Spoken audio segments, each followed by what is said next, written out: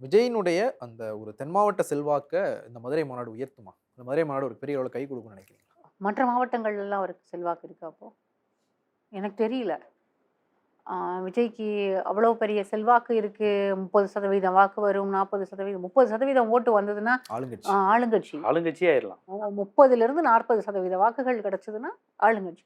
அப்படி எனக்கு தெரியல. ஏன்னா, எலெக்ஷன் க்ளோஸா வரும்போது, திராவிட கட்சிகளுடைய செயல்பாடுகள் வேறா இருக்கும். நான் ஒரே ஒரு விஷயத்த பதிவு பண்ணணும்னு நெனைக்கிறேன். அதிமுக வந்து இன்னைக்கு சறுக்கலை சந்தித்திருக்கலாம். ஆனா, அதிமுகவினுடைய கட்டமைப்புல இருக்க செல்வாக்கு இருக்கு இல்லையா? அவங்க வந்து அதாவது எம்ஜிஆரினுடைய ரசிகர் மன்றங்கள் கிளைகளாக இருந்தது. ஒன்றியம், பகுதி, கிளை, வட்டம் இப்படி அவங்க வந்து அங்க எல்லாமே பயங்கர பவர்ஃபுல்லா இருப்பாங்க. பூத் கமிட்டீஸ இந்த ஒன்றிய கழக செயலாளர்களும், கிளைக்கழக செயலாளர்களும், பகுதி கழக செயலாளர்களும் பெரிய அளவுல எம்பவர் பண்ணுவாங்க. ஆனா, டிஎம்கேல வந்து மாவட்டம் தான் எப்போதுமே பவர்ஃபுல். அவங்க தான் பூத் கமிட்டீஸையும் எம்பவர் பண்ணுவாங்க.